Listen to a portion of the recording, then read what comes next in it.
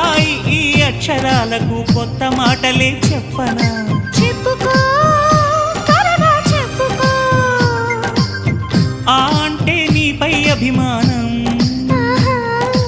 ఆ అంటే నీతో ఉంటే ఆనందం ఈ అంటే ఇలలో ఇద్దరమే